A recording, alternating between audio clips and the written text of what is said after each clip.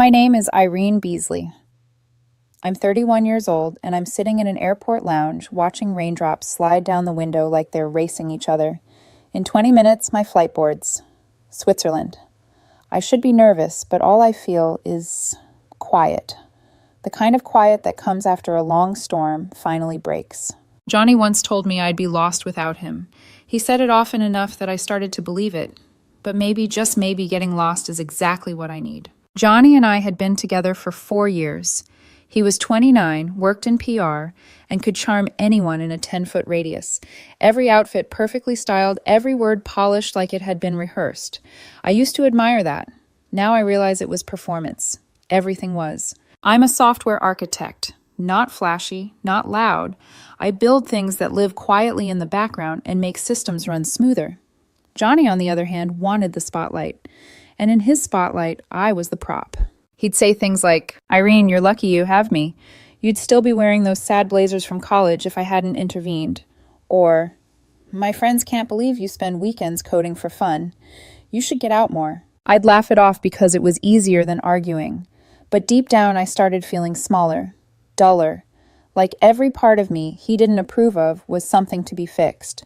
The breaking point came at his company's holiday party. It was one of those black tie events at a luxury hotel downtown, the kind with crystal chandeliers and champagne that never runs out. Johnny loved these things. He loved the performance of success. He picked out my dress himself, a fitted black gown that made me feel like I was wearing someone else's skin. When we arrived, he was immediately in his element, shaking hands, laughing too loudly. Then Brooke, one of his colleagues, walked over. She had that kind of sharp, effortless confidence that could cut glass. Johnny lit up. He put his hand on her arm, leaning close, laughing at her jokes like they were inside secrets. "So Irene Brooke," said, her tone dripping with polite curiosity. "Johnny tells me you work with computers, software architecture," I replied. "I specialize in distributed systems."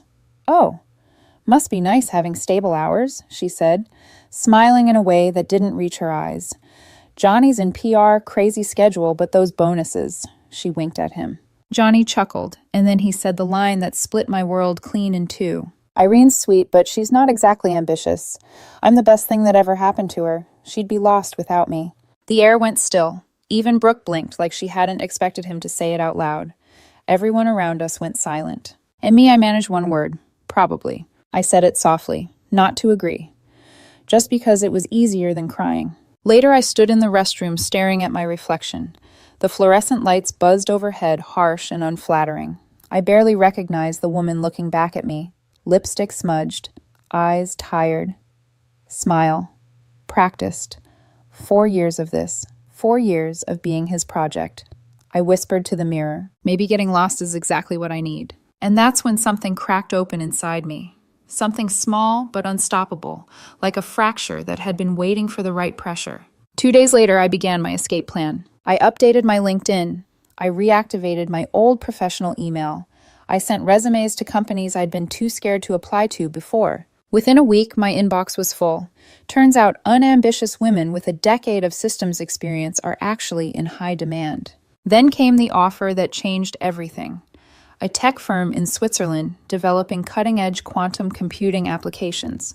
They wanted me to lead a team. Base salary more than triple what I made in the States. Full relocation package. Equity. I told Johnny I was attending a developer conference. He didn't question it. He rarely asked about my work unless it involved him. They flew me out for an interview. I walked through glass offices overlooking Lake Geneva, met engineers who spoke with passion instead of arrogance, and for the first time in years, I felt seen. They made the offer that same afternoon. I said yes that night. When I got back home, Johnny didn't notice I was different. He was too busy scrolling through his phone, bragging about a campaign he'd closed. I sat on the couch beside him, memorizing the shape of our apartment, the couch we chose together. The framed photos that looked happy, but weren't. I wanted to tell him everything, to say goodbye properly. But I knew if I did, he'd talk me out of it. He always did. So instead, I wrote a note. Just one line. "You were right. I'd be lost without you. So I'm getting lost permanently." I left it on the kitchen counter next to the coffee machine. He'd find it after his morning yoga class. I imagined the look on his face, first confusion, then fury. But by then I'd be gone. The next morning, I slipped out before sunrise. The city was still half asleep, the sky bruised with early light. I took one suitcase, my passport, and my laptop. Everything else stayed behind. In the taxi, I turned my phone off. When I landed at the airport, I bought a new one with a Swiss SIM card, a clean slate. While waiting for my flight, I opened my laptop one last time. My inbox was already filling with messages from recruiters congratulating me on the move. A few old friends had replied to my updates with words like "proud of you" and "you deserve this." It felt foreign to be encouraged, not corrected. I looked out at the rain, at the runways stretching into mist.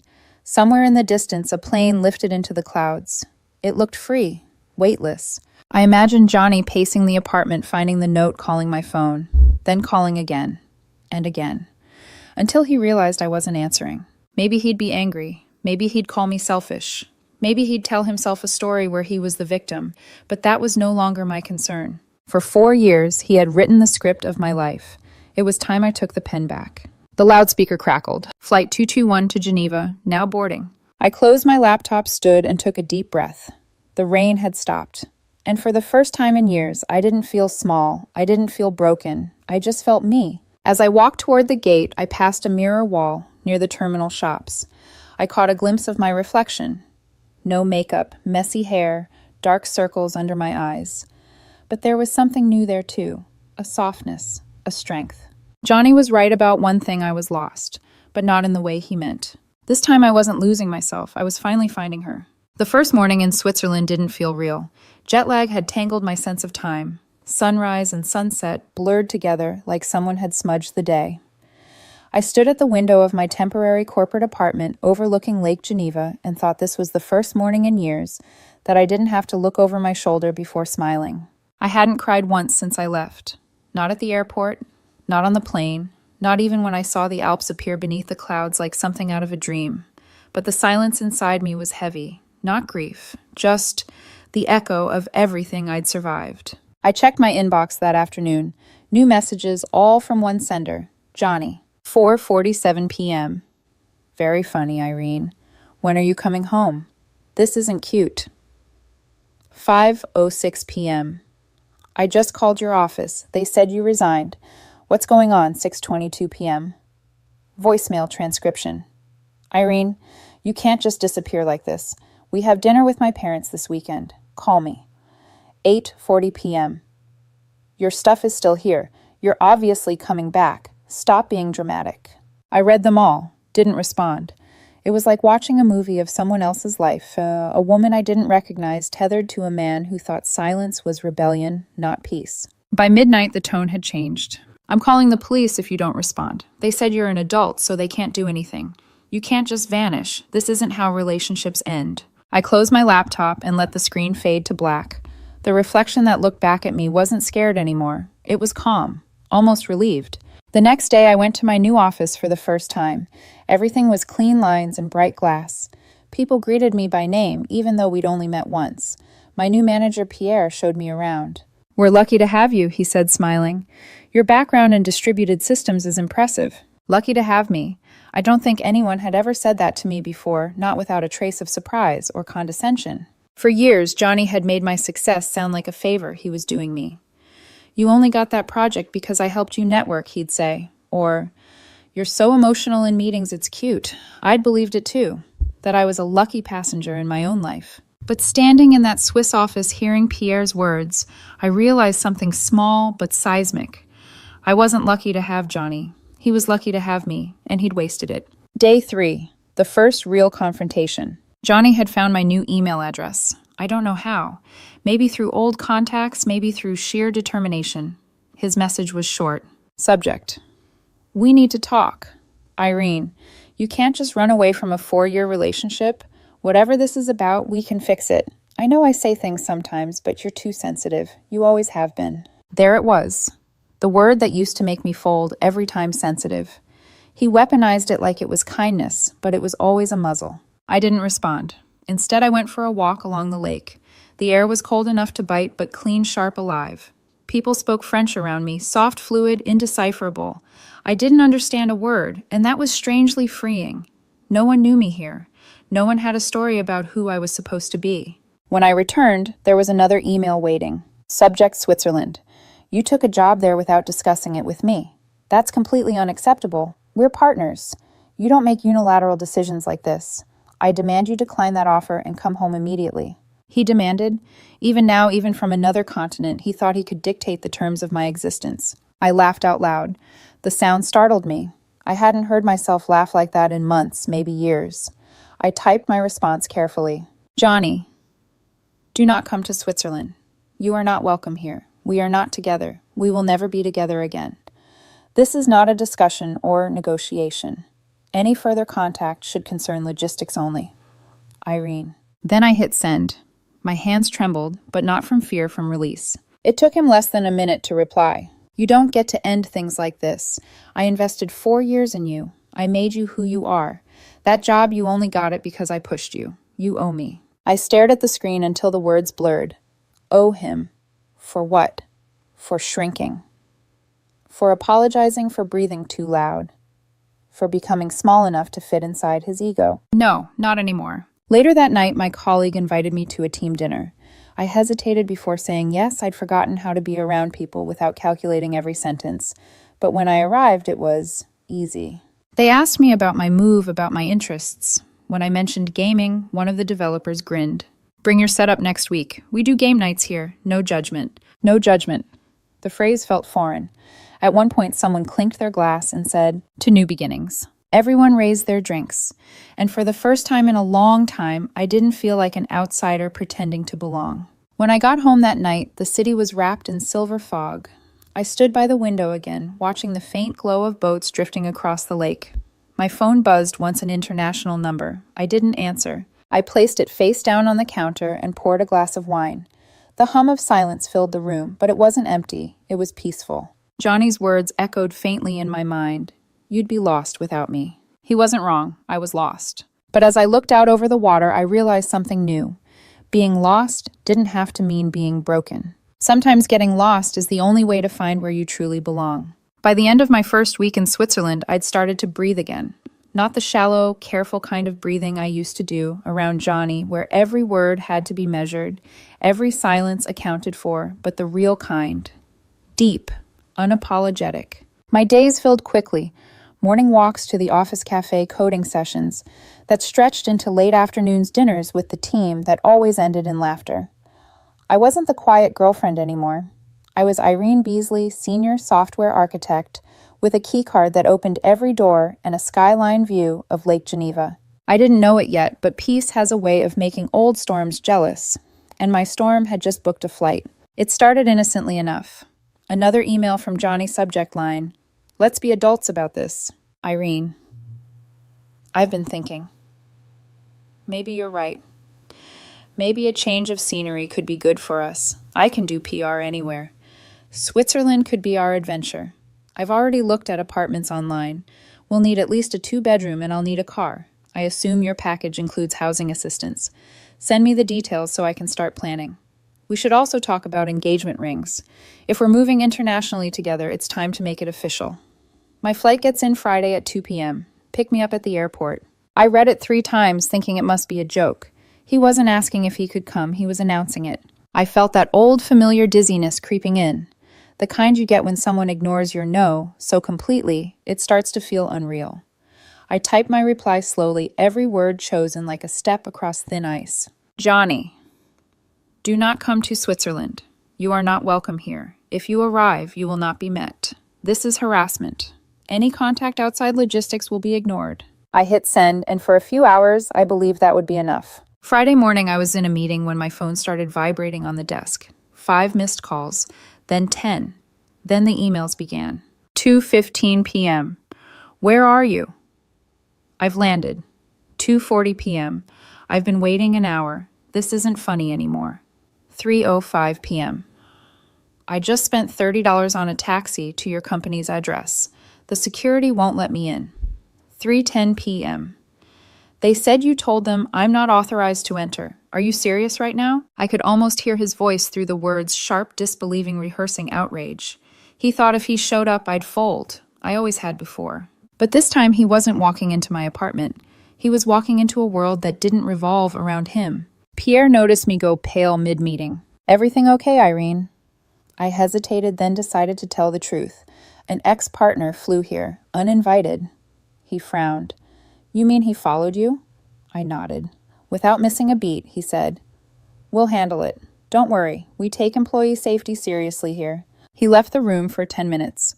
When he came back, he handed me a cup of tea and said quietly, Security's been briefed. He won't get through the gate again. Something in me cracked then. Not from fear, but from gratitude. Because for the first time, someone believed me right away. No second guessing. No, maybe you misunderstood him. Just protection. By evening, my inbox looked like a storm map. I'm standing outside your office in another country and you won't even see me. I told everyone we were moving here together. My parents. My friends. You're embarrassing me. I had to book a hotel $200 a night. You need to reimburse me. The entitlement was breathtaking. He had rewritten reality again. He wasn't a man who had followed me against my wishes. He was the victim of inconvenience. I closed my laptop, made a cup of tea, and watched the lake shimmer in the moonlight. I wanted to feel angry, but all I felt was pity. Johnny had built his entire identity around control. Without me there to absorb it, he was unraveling. Saturday morning. Another email. I saw your office. It's impressive. We could have a good life here, Irene. Don't throw us away over one comment at a party. One comment. As if that was all it was. Not 4 years of diminishing me, of polishing away every part that didn't fit his ideal. He wanted to reduce my pain to a single moment so he could dismiss it. I didn't reply. Instead, I went hiking with a few colleagues. The air smelled like pine and rain. The higher we climbed, the lighter I felt like the mountain itself was washing me clean. One of the engineers, a gentle man named Aaron, walked beside me for most of the trail. He didn't ask about Johnny, didn't pry. He just pointed out the wildflowers growing between the rocks and said, Funny how they find a way to bloom where nothing should grow. I didn't answer. I couldn't. My throat was tight, but I knew exactly what he meant. That night, when I got back to the apartment, I found one more message waiting. This one was almost poetic in its delusion. You think you can just disappear and start over, but you'll regret this. No one else will tolerate your quirks, your need for control, your obsession with work. You'll be alone, and you'll come crawling back. And when you do, I might not take you. For years, that kind of message would have shattered me. I would have stayed awake, replaying every sentence, wondering if he was right. But not anymore. I clicked block sender, then I went to bed. Sunday morning came soft and gold. The bells from a nearby church drifted through my window. I made coffee, wrapped myself in a blanket, and watched the mist lift from the lake. My phone buzzed once more, an unknown number. I didn't check. Instead, I opened my journal and wrote 3 words across the top of the page. I am free. And for the first time, I believed it. By the second week, I thought the storm had passed. Johnny's calls had stopped. His emails went unanswered. The quiet felt fragile, like a glass bridge I was afraid to walk across, but at least it was quiet. Then Monday morning arrived, and with it 73 new emails. Not from him, from everyone around him. Email 1, from Patricia Rodriguez, Johnny's mother. Subject: You owe my son an explanation, Irene. I don't know what you've done, but Johnny is devastated. After everything he did for you, this is how you repay him. He made you presentable. He loved you despite your flaws. You should be ashamed. Email 2, from Jenna, his best friend. He can't eat. He can't sleep. He's had to take time off work. I hope your career is worth ruining someone's life. Email 3, from his sister Claire. He already has women lining up to date him. Real successful women who won't run away to Europe. You'll regret this. I read every line with a strange detachment. It was like watching a documentary about a species I'd once belonged to, but had since evolved past. Every message said the same thing: Johnny was the sun, and I had been selfish for stepping out of his orbit. But instead of breaking me, it clarified something. They were parroting the same words he used, his mother's tone in his mouth, his sister's pride in his ego. He hadn't lost a girlfriend. He'd lost an audience. On Wednesday, it escalated. My former landlord emailed me. Hey, Irene, I've been getting calls from someone claiming to be your husband, saying you abandoned your lease and left him with no way to pay rent. Just confirming everything's okay. Husband. He was calling himself my husband now. I replied immediately, confirming the lease was settled and my portion paid. The landlord apologized for the confusion. But I just sat there, staring at the screen. Johnny's delusion wasn't love anymore, it was obsession. That night, I called Marissa, my oldest friend back home, the only person who hadn't chosen sides. Her voice cracked through the static of time zones. Tess, he's lost it. He's been calling everyone mutual friends, even your old coworkers. He keeps saying you're having a breakdown. I laughed an exhausted, hollow sound. According to him, I've always been one decision away from a breakdown. Then this must have been the healthiest one you ever had, she said softly.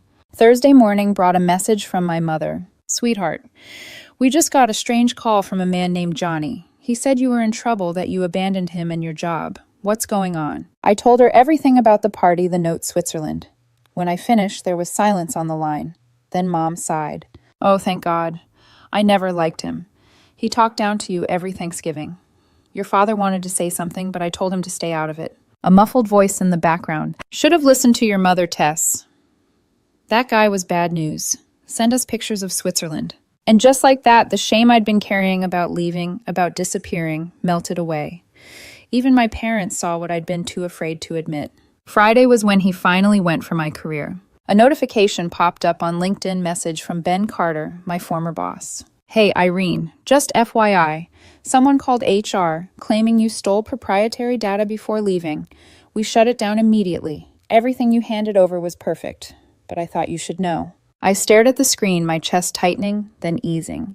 He was trying to get me fired from a job I'd already left. The logic was absurd. The desperation was pure Johnny. That night, I poured myself a glass of wine and opened my window to the chill of the lake breeze. Down below, Geneva glowed like a constellation, steady, untouchable. I thought about how Johnny was probably pacing somewhere, spinning stories to anyone who'd listen. He'd built his entire identity on control, and now his hands were empty. It must have felt like drowning. But me. For the first time in years, I wasn't sinking. Saturday afternoon, I got a message on Instagram from an unfamiliar account with no profile picture. Hey, this is Brooke from Johnny's office. Heard you're in Switzerland now. He seems really broken up about everything. Maybe you should just talk to him for closure. He talks about you constantly. It's affecting his work. Brooke, the same woman he'd flirted with while belittling me. I didn't reply. An hour later, another message came through. You're being petty, Irene. He told me you admitted you'd be lost without him. Seems cruel to ghost someone after everything they did for you. My blood ran cold. He was still rewriting history using my silence as a canvas for his narrative. I typed one line. Tell him I'm doing just fine without being found. Then I blocked her too. That night, Marissa sent another message. He's spinning out. Don't reply to anything, Tess. He'll burn himself down without your help. I stared at her words for a long time. She was right. Johnny's power had always lived in reaction. Every sigh, every apology, every tear he could twist into proof that he mattered. Without my reactions, he had nothing left. Sunday morning, I went hiking with the group again. Aaron was there, as quiet and thoughtful as ever. When I tripped on a root halfway up the trail, he caught my arm, instinctively steady but gentle. Careful, he said, smiling. You don't need to rush. Something in that line stayed with me the rest of the climb.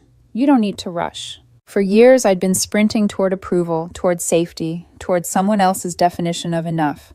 Now, for the first time, I could walk at my own pace. At the peak, I looked out over the endless white stretch of mountains and whispered, You'll self-destruct without someone to control. Marissa's words. And maybe finally my closure. That night, I sat by the window journal open. I wrote, Freedom isn't peace at first. It's noise. The noise of things breaking. But once it settles, you realize the silence is yours. Then I closed the notebook and smiled. The storm had burned itself out, and all that was left was me standing in the calm. 3 months. That's how long it took before Johnny tried one last time to rewrite our story. By then, I'd started to settle into my new life in Geneva. My French was improving. My confidence had grown roots, and my weekends were full hiking with the team, grocery runs to the farmer's market, quiet dinners by the lake with Aaron. The chaos of my old life had faded to a dull echo. Until one afternoon, an email from Marissa arrived with the subject line, You're going to want to see this. It was a GoFundMe link. Title, Starting Over.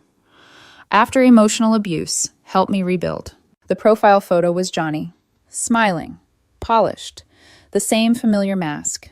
I scrolled through the description, my stomach tightening. My ex-partner manipulated me for years, isolated me from my family, and abandoned me in a foreign country. I've been left with nothing. Please help me recover from this trauma and rebuild my life. He had taken my story, my escape, and turned it into his own tragedy. Every paragraph was an inversion of truth. He claimed I'd gaslit him, that I'd used him financially, that I'd stolen his career connections. He even accused me of leaving without warning after a mental breakdown. The comments section was a mix of sympathy and skepticism. Old friends of his wrote things like, "Stay strong, man, and she didn't deserve you." But then near the bottom one caught my eye. "Derek Johnny, didn't you brag at the holiday party that Irene would be nothing without you?" Seems like this version leaves that part out. It was deleted an hour later, but screenshots were already circulating. By evening, even Brooke had commented, "We're not together. Stop telling people we are. Also, you used to call her pathetic." This revisionist history is worrying. That one stayed up all night before vanishing. When I checked the next day, the fundraiser had raised only $340, all from his mother and sister, before disappearing entirely. For a moment, I almost felt bad for him. Almost. But then I remembered empathy had always been the rope he used to pull me back in. A week later, the final act arrived. Pierre, my manager, called me into his office. His expression was complicated, part concern, part disbelief. "Irene," he said carefully, "this is awkward, but someone named Johnny Rodriguez applied for a PR position here. He listed you as a reference and claimed you worked together on several projects." For a heartbeat, I couldn't breathe. Then I exhaled slow. "He applied here?" "Yes," Pierre said. "I wanted to check before HR processed it." I opened my laptop, pulled up a folder I'd been keeping. Screenshots. Emails. The GoFundMe messages from Brooke, even the security report from the day he showed up at the building. I slid the folder across the desk. Pierre read silently for several minutes. His expression hardened. "This is stalking," he said finally. "We'll decline his application and forward this to security." Then he looked up. "Do you need additional support? A legal contact? Anything?" For a moment I couldn't answer. I was too stunned by how different this reaction was from the life I'd left behind. In my old world, everything had to be minimized, softened, explained. Here I was, believed. Immediately. "No," I said quietly. "I just need to move on." That night, I met Aaron for dinner by the lake. We'd been growing closer slowly, no rush, no pressure. He listened more than he spoke, which was a kind of safety I hadn't known before. As we ate, he asked, "Do you ever miss home?" I thought about it for a long time. "Sometimes," I said, "but not the version I left, the version I imagined it could have been." He smiled. "Then maybe this is home now." The way he said it, gentle, not possessive, made something inside me unclench. After dinner, we walked along the lake shore. The lights shimmered on the water, and the air smelled faintly of rain and pine. Aaron stopped to skip a stone across the surface. It danced 3 times before sinking. "You know," he said, "I used to think being lost was failure. Like if I didn't know where I was going, I'd already messed up. And now I think being lost is just proof you've started moving." His words lingered in the quiet between us. Movement, change, becoming. Maybe that was what all of this had been, not destruction, but transformation. When I got home, I found one last email from Pierre waiting. "HR has declined Johnny's application. Security has flagged his name. You don't need to worry about him anymore. P.S. Excellent work on the new system module. You've raised the bar." I stared at that last line for a long time. I'd spent years being told I wasn't ambitious, not good enough, not ready. And now someone saw me as a leader. Not because I'd changed overnight, but because I'd finally stepped into a place where I didn't have to shrink. I poured myself a glass of wine, opened my balcony door, and sat under the stars. The lake was still. The world finally quiet. I thought of all the versions of me that Johnny had tried to erase: the girl who stayed silent at parties, who said sorry before she spoke, who thought leaving would make her cruel. Each of those versions had walked me here. Each had fought in her own way. And maybe that's what freedom really was, not a single dramatic escape, but the slow, patient return to yourself. I raised my glass to the water and whispered, "Here's to being lost." Because now I understood. Being lost didn't mean I'd failed. It meant I'd finally stopped following the wrong map. 3 months later, Geneva finally felt like home. Not just the apartment or the office or the view of Lake Geneva that shimmered like liquid glass in the mornings, but me. I finally felt at home inside myself. The alarm went off at 6:30 a.m. I didn't groan, didn't hit snooze. I got up, opened the curtains, and let the sunlight flood in. For years, mornings had meant anxiety. What mood was Johnny in? Did I say something wrong? Was I enough today? Now mornings meant peace, coffee, a journal, a walk by the lake before work. My reflection in the mirror no longer startled me, it greeted me. Work had become my anchor. The project I'd been hired for quantum-resistant encryption had finally gone live. The CEO personally congratulated me for the architecture design. Pierre announced my promotion to technical director, and the entire team applauded. Turns out he joked when someone's not being constantly torn down, they actually thrive. Everyone laughed. But I just smiled quietly because for me, it wasn't a joke, it was the truth. I used to think ambition meant competing with others. Now I understood it was simply believing in your own worth. That evening, I met Aaron at our favorite cafe near the lake. He was waiting at an outdoor table, 2 mugs of cocoa steaming between us. His hair was messy from the wind, his smile soft. "Rough day?" he asked. "Long," I said, "but good long." He nodded. "I like that, the kind of long that means you built something." We sat in silence for a moment, watching the boats drift by. With Johnny, silence had always been dangerous, something to fill before it became an accusation. With Aaron, silence was safe. It had space in it. At one point, he looked at me and said, "You ever think about what brought you here? Like if one moment had gone differently, would you still have ended up here?" I thought about the party, the note, the flight, the emails, the chaos. I thought about all the versions of me that had crumbled and rebuilt themselves to get here. "Maybe," I said, "but maybe I had to get lost to even want to find myself." He smiled. "Then I'm glad you did." Later that night back home, I checked my email one last time before bed. A message from Marissa waited at the top of the inbox. "He's gone quiet, deleted his social media, stopped showing up at events. Looks like he finally ran out of people to fool." I exhaled long and slow. Not relief exactly, more like release. He wasn't haunting me anymore. He was just gone. I didn't reply. Some goodbyes don't need words. I closed my laptop and stepped onto the balcony. The city lights shimmered across the water like scattered gold. I wrapped a blanket around my shoulders and let the night air settle over me. Somewhere below, a couple laughed, their voices echoing off the water. It was the same sound I used to envy the sound of people unburdened by fear. Now it was mine too. My phone buzzed. A text from Aaron. "Dinner by the lake tomorrow." "There's a new place I think you'll love." I smiled, typed back one word. "Absolutely." As I set my phone down, my eyes caught the reflection of my own smile in the glass door. It was small, tired, but real. And for the first time, I didn't flinch from it. I liked the woman looking back at me. Johnny had once said I'd be lost without him. And maybe I had been, but only because I'd been lost with him first. Now I was found. Found in my own voice. Found in quiet mornings and mountain air. Found in people who listened instead of corrected. Found in the woman who refused to shrink anymore. Tomorrow would come and it would bring new code, new emails, new life.